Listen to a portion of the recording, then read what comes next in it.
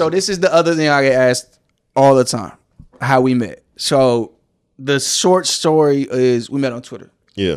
So tell me from your perspective, because I've never heard this. Yeah. I'll tell my perspective afterwards. Tell me how you come to find my glorious Twitter account and say, yo, I need that guy. Just going through Warrior Twitter all the time. I was heavy on Warriors Twitter because it was so active, and after every game, I was checking to see what people was no matter win or loss, I was just checking to see, what our fan base was talking about most of the time. You know what I'm saying? So your name was always on there, and I thought it was Cuz at first, Big Cuz, the real Cuz. So man. That's why I was like, who the hell is Boogie out here talking on Twitter like this?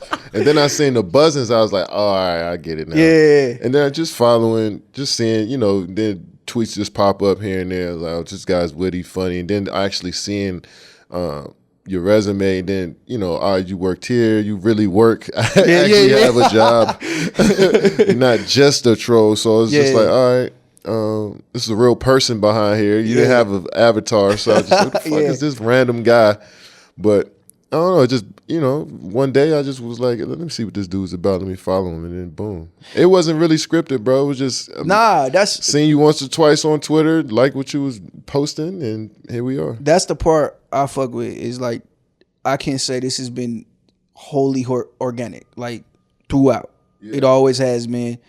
And much like I bet you were like, yo, let me make sure this dude isn't a weirdo. I was on the same shit because I know nothing of you. And I'm like, let's see what type of shit Kevin's on. Like, I don't know what K be doing, when he's not on the court. And ended up having a lot in common, like upbringing, just like our interests, a lot of shit. And it just made a lot of sense. So for me, I did a podcast called Tampering Season with a guy by the name of Jonathan Tillman, who now works at Boardroom. He does articles for us. He's part of the team. And I went on this kind of like rant about, I always looked at sports different. As I started meeting people, Sacramento's tiny.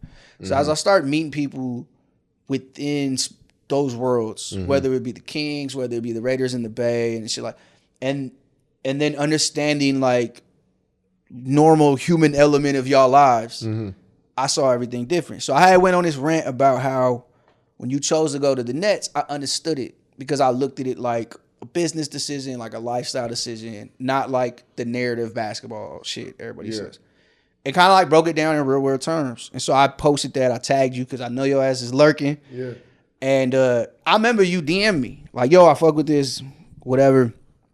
And I sent it to like my closest. I was actually at work. So I was showing people at work, oh, look at this. I thought it was fake. And it just kind of went from there. We just like, we talked about, I was trying to get you on the pod. Yeah. That never happened. For different reasons though. And it just went from there. And it's like one day we talking about hoop, next day we talking about music, next day and again we find out we got all this stuff in common, and one day we coming up with harebrained schemes of like shit we could do, shit we could work together. And it's just crazy how it worked because I remember how I went back and looked when we sent you to be on Joe Budden pod, and he was gonna announce our pod and we were gonna get rolling. And it was literally a year to the day from when we had first talked. That was crazy. And I'm like, yo, that's nuts. That's crazy how shit works, right? I realize that.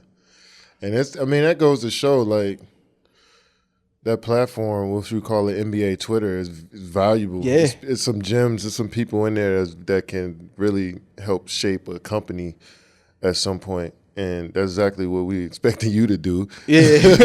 Yeah, I know it's a lot of work. Man. I know it's a lot of work, but also just having normal interactions, like you said, we just connected on a lot of shit, and it was just like, all right, well, we might as well work together then. Yeah. But we kicked it as homies first.